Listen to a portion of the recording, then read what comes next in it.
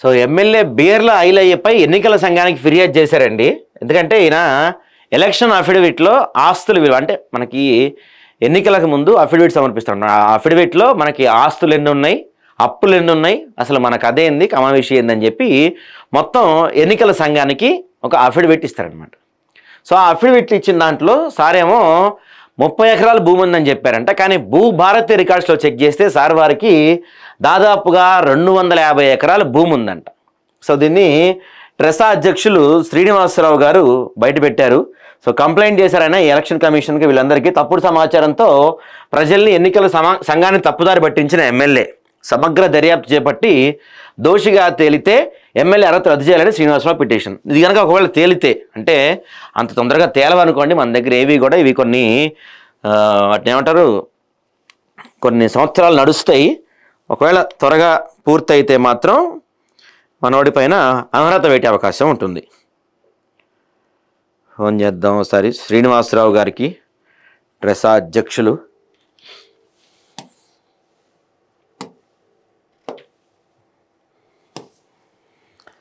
నమస్తే అండి, లైవ్లో ఉన్నారు మీరు శ్రీనివాసరావు గారు. చెప్పండి. చెప్పండి, ఏంటిది బీర్ల ఐలయ్య పైన మీరు ఒక కేసు పెట్టినట్టున్నారు, ఆయన తప్పుడు అఫిడవిట్ చెప్పారని చెప్పి. ఏంటి అసలు స్టోరీ ఏంటి చెప్పండి ఒకసారి.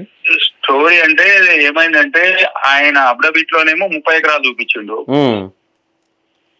చెల్లూరు రాజాపేట మండలంలో దాంట్లో 4 ఖాతా నెంబర్లు ఉన్నాయి. ఒక్కటే సర్వే నెంబర్ 4 ఖాతా నెంబర్లు ఉన్నాయి. తర్వాత ఆ 4 ఖాతా నెంబర్లు ఈయనకు పర్సనల్ గా 2 ఉన్నాయి, కంపెనీ పేర్ల మీద 2 ఉన్నాయి. ఒకటి మాసాయిపేటలో ఉంది, ఒకటేమో సైదాపూర్ లో ఉంది. ఈ 4 కలిసి 263 ఎకరాలు ఆయన పేరు మీద ధర్నీలో ధర్నీలో చూపిస్తుంది. 263 సుమారు 250 అని రాశారు మనోళ్ళు. సుమారు అని రాసినాం అంతే. 263 ఎకరాలు చూపిస్తుంది. ఇప్పుడు ఒక అధికారి తప్పు చేస్తే నాకు కూడా రాయాలి. 250 ఎకరాలు ఆయన రాస్తే నేను కూడా ఉంచుకుంటా కదా. ఇది అధికారుల నిర్లక్ష్యం వల్ల అదంతా ప్రభుత్వ భూమిని వీళ్ళు కావాలని పటా చేసుకుని 322/4 ని ఆ డాక్యుమెంట్ అంతా మాయం చేసి ఆ జయరామ్ రెడ్డి అనే పెద్ద స్మగ్లర్ కు ఈ బీర్ల ఐలయ్య గారు వంట వాడుతుండు. ఇది అంతా డాక్యుమెంట్ కొడితే ఆయనకు క్లియర్ గా ధరలో వచ్చిన పేపర్లతో సహా నేను ఆల్రెడీ ఎలక్షన్ కమిషన్ కంప్లైంట్ చేసిన, సెంట్రల్ ఎలక్షన్ కమిషన్ కంప్లైంట్ చేసిన, ఏఐసిసి అధ్యక్షుడు మల్లికార్జున ఖర్గే కంప్లైంట్ చేసిన, ఏఐసిసి రాష్ట్ర ఇన్ఛార్జ్ మీనాక్షి నటరాజన్ గారికి కంప్లైంట్ చేసిన, మహేష్ కుమార్ గౌడ్ పిసిసి అధ్యక్షుడిని కంప్లైంట్ చేసిన. ఆల్రెడీ అన్ని పోస్టులు పోయినాయి, ఆల్రెడీ రిష్యూడ్ అన్ని. రెస్పాన్స్ ఎలా ఉందండి? అంటే మనకి ఎన్నికల సంఘం నుంచి కానీ వీళ్ళ నుంచి కానీ రెస్పాన్స్ ఉందా? అంటే విచారణకు స్వీకరించారా?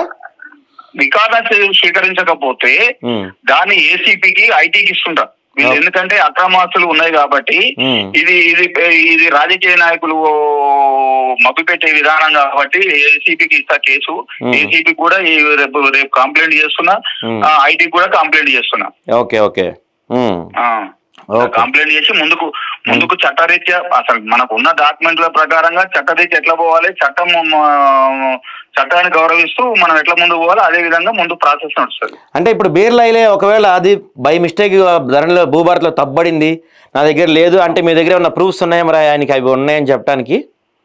నా దగ్గర మొత్తం టోటల్ ధరలో మొత్తం తీసుకున్నా నేను. పేపర్ దాన్ని తీసుకున్న తర్వాత నేను మాట్లాడుతున్నాను నేను. భూభారతిలో ధర్నీలో ఉన్న డాక్యుమెంట్లు అన్ని తీసుకున్నా, ధర్నీలో డాక్యుమెంట్లు అన్ని తీసుకునే మాట్లాడుతున్నా నేను. భూభారతిలో తీసుకున్నా, ఆల్రెడీ తీసుకున్నా. మన ఆఫీస్ లో కూడా సెట్ ఇచ్చిన. ఆఫీస్ లో కూడా సెట్ ఇచ్చిన.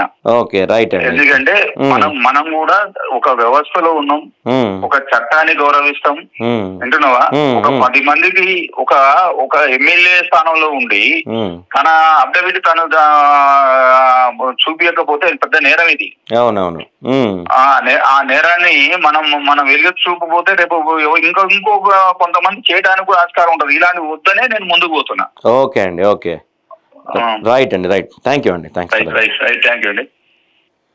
సో అదేనండి, ఈయన దగ్గర బీర్ల ఐలయ్య గారేమో ఎలక్షన్ అఫిడవిట్లో ఒకటి చూపిస్తారు, భూభారతిలో చూస్తే ఇంకోటి కనిపిస్తుంది. ఇప్పుడు 30 ఎకరాల లోపే ఆయన భూమి ఉన్నట్లుగా ఈయన ఎలక్షన్ అఫిడవిట్లో ఇచ్చారు ఆయన. ఇది అనుకుంటా, ఇది అఫిడవిట్ ఉందా ఇందులో? ఎలక్షన్ అఫిడవిట్లో ఆయన ఇచ్చిందేమో దాదాపుగా 30 ఎకరాల భూమి ఉందని ఎలక్షన్ అఫిడవిట్లో ఇచ్చారు. కానీ ఇక్కడ భూభారత్లో మనకి స్పష్టంగా కనిపిస్తుంది బీర్ల ఐలయ్య వాళ్ళ కుటుంబ సభ్యుల పేర్లతో ఉన్నాయి చూస్తే మనకి మొత్తం దాదాపుగా 250 ఎకరాల పైన, అంటే 263 దాకా దాదాపుగా ఉండొచ్చు. సరే అటు ఇటుగా వేసుకున్న 250 ఎకరాల దాకా ఉన్నాయి అని చెప్తున్నారు. మరి ఒకవేళ ఆయన శ్రీనివాసరావు గారు చెప్తున్నట్టు మిస్టేక్ పడి ఉంటే మరి ఆయన పేరుని కూడా 250 ఎకరాలు అంటే మిస్టేక్ వేయచ్చు కదా. ఒక ప్రభుత్వ అధికారులు, ప్రభుత్వ వ్యవస్థ, ఎలక్షన్ కమిషనర్స్ వీళ్ళందరూ కూడా ఎన్నికల అఫిడవిట్ని పూర్తిగా వెరిఫై చేసిన తర్వాతే, అప్రూవ్ చేసిన తర్వాతే ఆయనని పోటీకి అర్హుడిగా ప్రకటిస్తారు. మరి ఇప్పుడు ఇది మొత్తం లెక్కలతో సహా చూపిస్తున్నారు కదా శ్రీనివాసరావు గారు. మరి తప్పని తేలితే ఈయన పైన వేటు పడుతుంది, డౌట్ లేదు. మరి ఎవరైతే అధికారులు స్క్రూటినీ చేశారో, ఎవరైతే అధికారులు దాన్ని యాక్సెప్ట్ చేశారో, మరి వాళ్ళపైన కూడా చర్యలు ఉంటాయా అనేదే కీలకం ఇక్కడ. తెలంగాణ అసెంబ్లీ ఎన్నికల్లో చట్టోల్లంఘన జరిగినట్లు Telangana real estate sufferers association TRESA అధ్యక్షుడు కొల్లూరు శ్రీనివాసరావు ఎన్నికల సంఘానికి ఫిర్యాదు చేశారు. 2023 జరిగిన ఆలేరు అసెంబ్లీ నియోజకవర్గ ఎన్నికల్లో కాంగ్రెస్ పార్టీ అభ్యర్థిగా పోటీ చేసి విజయం సాధించిన ఎమ్మెల్యే బీర్ల ఐలయ్య తన నామినేషన్ పత్రాలతో సమర్పించిన అఫిడవిట్లో తనకు చెందిన అసలు స్థిరాస్తులను ఉద్దేశపూర్వకంగా దాచిపెట్టని ఆరోపించారు. వివరాల ప్రకారం ఎమ్మెల్యే ఐలయ్య సమర్పించిన అఫిడవిట్లో తనకు కేవలం 30 ఎకరాల్లోపే భూమి ఉన్నట్టు తప్పుడు సమాచారం ఇచ్చి ప్రజలను, ఎన్నికల అధికారులను మరియు ఎన్నికల సంఘాన్ని తప్పబట్టే ప్రయత్నం చేశారని శ్రీనివాసరావు ఆరోపిస్తున్నారు. మరి నిజమే కదా, ఇప్పుడు ఆస్తుల్ని దాచి చెప్పి ప్రయత్నం చేశారంటే ఆయన ప్రజల్ని, ఎన్నికల సంఘాన్ని, మొత్తం ఎన్నికల వ్యవస్థని అపహాస్యం చేసినట్టు కదా. ఆయన సంతకం చేసి ప్రమాణపూర్వకంగా సమర్పించిన అఫిడవిట్ ప్రజాప్రాతినిధ్య చట్టం 1951లోని సెక్షన్స్ 33 మరియు 125A నిబంధనలు స్పష్టంగా ఉల్లంఘించారని తెలిపారు. ట్రెసా అధ్యక్షుడు సమర్పించిన ఫిర్యాదులో బీర్ల కుటుంబానికి చెందిన సుమారు 250 ఎకరాల భూములు 3 గ్రామాల్లో విస్తరించి ఉన్నాయని, ఆ వివరాలు భూభారతి రికార్డులో స్పష్టంగా లభ్యమవుతున్నాయని పేర్కొన్నారు. ఈ రికార్డులతో పాటు భూస్వామ్య పత్రాలు, మ్యాపులు, రికార్డు కాపీలు కూడా ఆయన ఎన్నికల సంఘానికి జత చేశారంట. ఆయన నాట్ ఓన్లీ ఎన్నికల సంఘం, స్టేట్ ఎలక్షన్ కమిషన్కి, సెంట్రల్ ఎలక్షన్ కమిషనర్కి, ఏఐసిసి అధ్యక్షుడు మల్లికార్జున ఖర్గేకి, తెలంగాణ రాష్ట్ర ఏఐసిసి పరిశీలకులు మీనాక్షి నటరాజన్ గారికి, వీళ్ళందరికీ పంపించారంట. సో వీళ్ళు ఎక్కడి నుంచి కూడా రెస్పాన్స్ రాకపోతే ఆయన ఏసీబీని కూడా ఆశ్రయిస్తా అని చెప్తున్నారు. సో అక్కడి నుంచైనా రెస్పాన్స్ వస్తే సిద్ధం మనం. సో ప్రజాస్వామ్యంలో ఎన్నికల పారదర్శకత అత్యంత ముఖ్యమైనది. ప్రతి అభ్యర్థి ప్రజల ముందుంచే అఫిడవిట్ నిజమైన వివరాలతో ఉండాలి. చట్టాన్ని తప్పించుకునే ప్రయత్నం చేసిన వారిని క్షమించరాదని ట్రెసా అధ్యక్షుడు తన లేఖలో పేర్కొన్నారు. కేంద్ర రాష్ట్ర ఎన్నికల సంఘం అధికారులకు ఫిర్యాదుతో పాటు ఏఐసిసి అధ్యక్షుడు మల్లికార్జున ఖర్గే, ఏఐసిసి తెలంగాణ రాష్ట్ర ఇన్ఛార్జ్ మీనాక్షి నటరాజన్ మరియు టీపీసీసీ అధ్యక్షులు మహేష్ కుమార్ గౌడ్లకు ఆలేరు ఎమ్మెల్యే బీర్ల ఐలయ్య ఎన్నికల నామినేషన్లు తప్పుడు సమాచారంతో సమర్పించిన అఫిడవిట్పై ఫిర్యాదు చేసినట్లు ట్రెసా అధ్యక్షులు కొల్లూరు శ్రీనివాసరావు గారు తెలిపారు. మరి దీనిపైన విచారణకి వీళ్ళు ఇంతవరకు ఏమన్నారో తెలియదు, ఇంకా అటు నుంచి మనకి పూర్తి సమాచారం రాలేదు. మరి దీన్ని ఎన్నికల సంఘం స్వీకరించిందా, తెలంగాణ రాష్ట్ర ఎన్నికల సంఘం స్వీకరించిందా, కేంద్ర ఎన్నికల సంఘం స్వీకరించిందా, ఏఐసిసి ఎలా స్పందించారు, మహేష్ కుమార్ కూడా ఎలా స్పందిస్తున్నారు అనేది ఒక కీలకం. ఇప్పుడు ఎలక్షన్ కమిషన్ దీన్ని స్వీకరించి దీనిపైన విచారణ వీలైన తొందరగా చేయాలి. ఎందుకంటే మన దగ్గర చట్టంలో ఒక మాట ఉంటుందండి, delay in justice is also an injustice అంటారు. అంటే విచారణలో ఆలస్యం అయితే అది న్యాయం జరిగినట్టు కదనమాట. సో ఇప్పుడు ఈయన ఎమ్మెల్యే, అధికారం చేతిలో ఉంది, ఏమన్నా చేయగలడు. మెల్లగా ఎప్పటికో ఎలక్షన్ కమిషన్ వాళ్ళు తేరుకొని తెల్లారి చూసుకుందామని లేచేప్పటికీ ఈయన దాన్ని ఏ విధంగానూ మార్చగల కెపాసిటీ ఉన్నాడు బీర్ల ఐలయ్య. కాబట్టి ఎలక్షన్ కమిషన్ వాళ్ళు వేగంగా స్పందించాలి.